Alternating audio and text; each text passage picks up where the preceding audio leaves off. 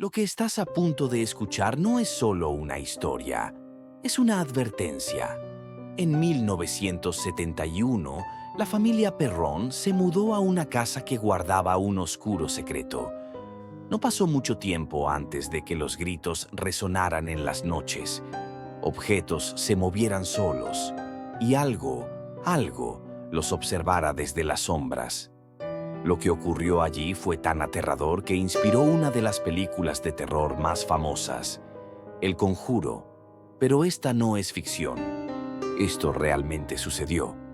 ¿Estás listo para conocer la verdad?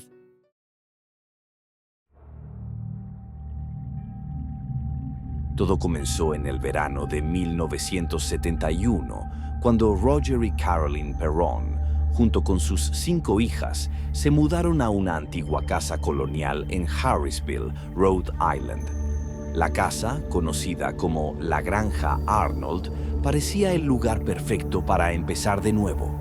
Pero pronto, algo comenzó a sentirse extraño. Los primeros días trajeron pequeños incidentes. Cosas desaparecían, objetos cambiaban de lugar, y las niñas hablaban de sentir miradas cuando estaban solas. Pero estas pequeñas molestias rápidamente escalaron en algo mucho más siniestro. Carolyn fue la primera en experimentar algo aterrador.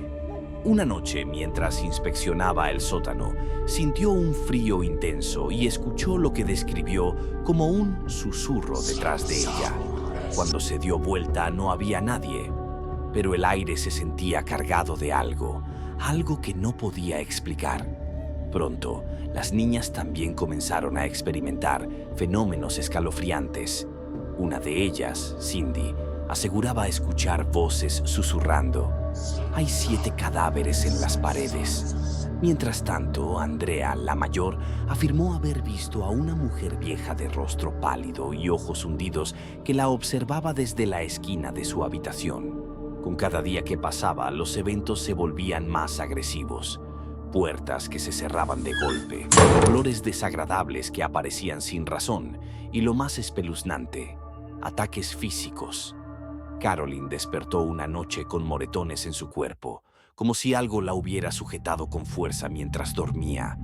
La familia estaba aterrorizada y, sin saber a quién recurrir, contactaron a Ed y Lorraine Warren, los famosos investigadores paranormales. Los Warren llegaron a la casa en el otoño de ese mismo año. Lorraine, una medium clarividente, inmediatamente percibió una presencia oscura en la casa. Según sus investigaciones, la propiedad había sido escenario de varias tragedias. La más impactante involucraba a Bathsheba Sherman, una mujer acusada de practicar brujería y de sacrificar a su propio hijo como ofrenda al diablo. Se decía que, antes de morir, Bathsheba maldijo a todos los que intentaran vivir en esa casa.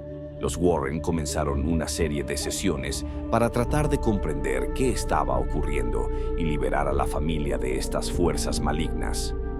Durante una de estas sesiones, Lorraine afirmó haber visto a Bathsheba, una figura delgada y cadavérica, con un rostro que mezclaba odio y malicia. Pero lo peor estaba por venir. Durante un intento de exorcismo, Carolyn fue poseída temporalmente.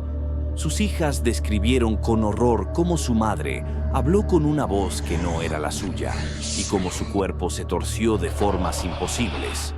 Ed y Lorraine lograron detener la sesión, pero la familia decidió no continuar.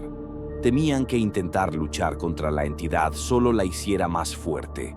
A pesar de ello, la actividad paranormal continuó hasta que la familia finalmente se mudó en 1980, 9 años después de llegar a la casa. Los Perron jamás olvidaron lo que vivieron en aquella casa. Lorraine Warren afirmó hasta el final de su vida que la casa de Harrisville era uno de los casos más peligrosos que había enfrentado. Pero la historia no termina ahí. En 2013, la película El Conjuro llevó esta escalofriante historia a la pantalla grande, mezclando hechos reales con elementos ficticios.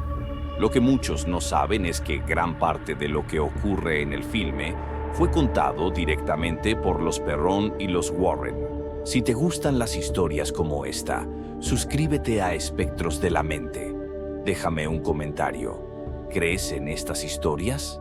¿Has tenido alguna experiencia paranormal? Y no olvides sugerir qué otras historias quieres escuchar. Nos vemos en el próximo episodio, si te atreves.